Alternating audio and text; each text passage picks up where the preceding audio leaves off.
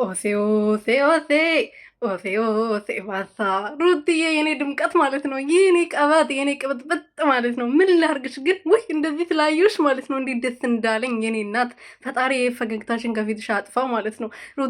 ትንሱዬ ደግሞ ፈጣሪ በሰላም ይገላግልሽ የኔ እናት የኔ ወርቅ ማለት ነው። እና ማለት ነው የዛሬ ቪዲዮ ብቻ ደስ ያላችሁ የቪዲዮ በደንብ አድርጋችሁ ላይክ አድርጉ።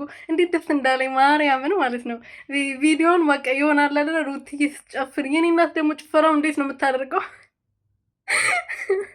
የኔ ድምቀት ማለት ነው። እንዴት ደስ እንዳለኝ ጌታ ዛሬ ሩትዬ እንደዚህ ስላየው ማለት ነው። ትንሱዬ ደግሞ ፈጣሪ በሰላም ይገላግልሽ፣ ልጅሽን በሰላም ያሳቅፍሽ የኔ እናት ማለት ነው። እመቤቴ ማርያም በሰላም ልጅሽን እቅፍ ድግፍ አድርጋ በእጅሽ ታሳቅፍሽ እና እኔ ሌላ ምንም አልልሽም። ሩትዬን ግን ስላየሁት እንደዚህ በቃ ድምቀት ብላ በሳቅ የተሞላ ቪዲዮ ማለት ነው። እና በተለይ ደግሞ ያው እየጨፈረች ምናምን ጭፈራውን ታስነካለች ነው የምላችሁ፣ ታስነካዋለች። እኔ እንጃ አላውቅም። የትኛውን ጭፈራ እኮ ምንም አያቅታትም። ሁሉንም ጭፈራ ነው የምታስነካው።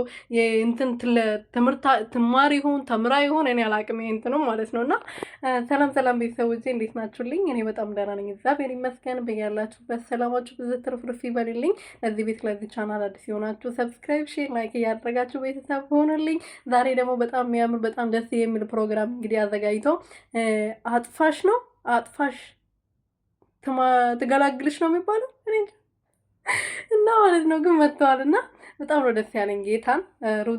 ሩትዬ እንደዚህ በማየቴ ነው ደስ ያለኝ። በቃ ትንሱዬ ያለች ከትንሱዬ ጋር በጣም ከተገናኘ ቆይቷል ብለዋል።